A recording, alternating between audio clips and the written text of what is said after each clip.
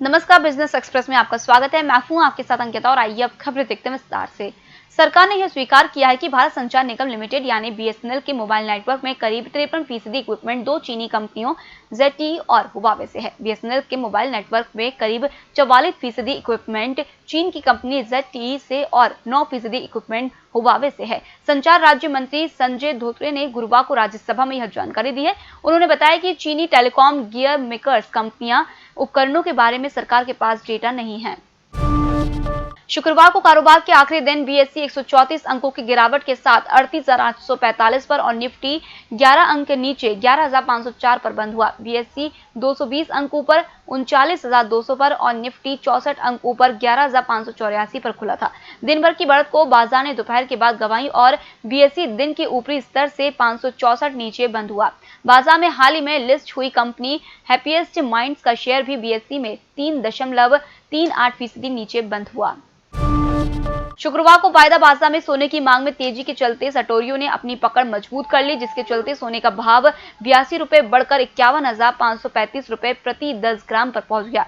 दूसरी तरफ वायदा कारोबार में चांदी मजबूत मांग के चलते 236 रुपए बढ़कर 68,378 रुपए प्रति किलोग्राम पर पहुंच गई। कोविड-19 के कारण ठप पड़ी आर्थिक गतिविधियों में धीरे धीरे तेजी आने लगी है। पेट्रोल डीजल की बिक्री से इसका संकेत मिला है। इंडस्ट्री के प्रारंभिक डेटा के मुताबिक सितंबर के पहले हाफ में पेट्रोल की बिक्री कोविड-19 से पहले के स्तर पर पहुंच गई है। मार्च में कोविड-19 संक्रमण के मामलों की संख्या बढ़ी थी। इसके बाद सरकार ने मार्च के अंत में देशव्यापी लॉकडाउन लगा दिया था। घरेलू डिजिटल पेमेंट ऐप पेटीएम को गूगल ने अपने प्ले स्टोर से हटा दिया है। पेटीएम ने शुक्रवार को ट्वीट किया कि उसका एंड्रॉइड ऐप नए डाउनलोड या अपडेट के लिए गूगल प्ले स्टोर पर अस्थायी तौर पर उपलब्ध नहीं है। हम जल्दी वापसी करेंगे। कंपनी ने कहा है कि आपकी राशि पूरी तरह से सुरक्षित है और आप पेटीएम ऐप को सामान्य तरह से इस्तेमाल कर सकते हैं।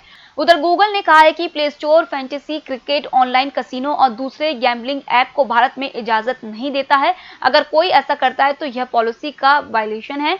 पेटीएम पर इसी के तहत कार्रवाई की गई है। नागपुर की सुविधाएं अब छिंदवाड़ा में। शहर के सबसे आधुनिक dental clinic dedicated implant facility के साथ Chaturvedi dental clinic, doctor Rahul Chaturvedi MDS, fix दांत एवं बत्तीसी लगाने के स्पेशलिस्ट।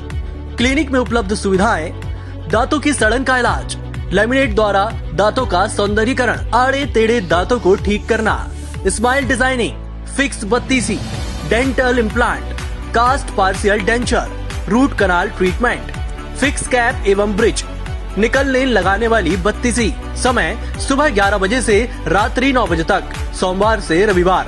स्थान पोला ग्राउंड, पांडे नर्सिंग होम के सामने, छिंदवाड़ा। मोबाइल नंबर 9755496232 और 8839315742।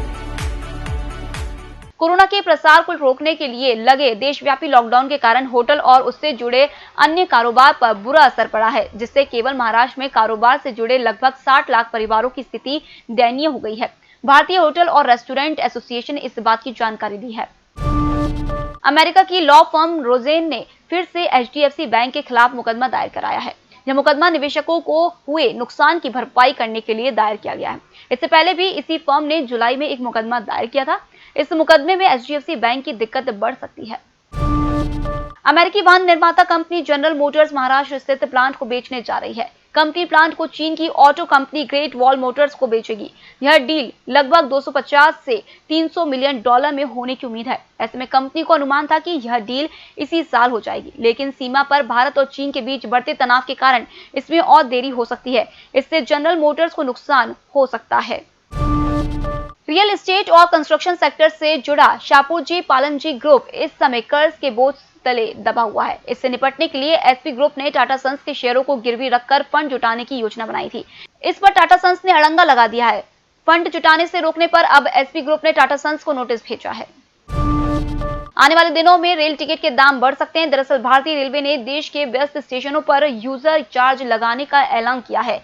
यूजर चार्ज लगाए जाने का मतलब ये हुआ कि रेल टिकट महंगे हो जाएंगे। भारतीय रेलवे के चेयरमैन वीके यादव ने कहा है कि जिन रेलवे स्टेशनों पर भीड़ बढ़ रही है वहां मामूली यूजर चार्ज लगाया जाएगा। इन जगहों पर विश्व स्तरीय इंफ्रास्ट्रक्चर मुहैया कराए जाने की जरूरत है। फिलहाल इस बुलेटिन में इतना ही। आप बने रहिए EMS टीवी के साथ। नमस्कार।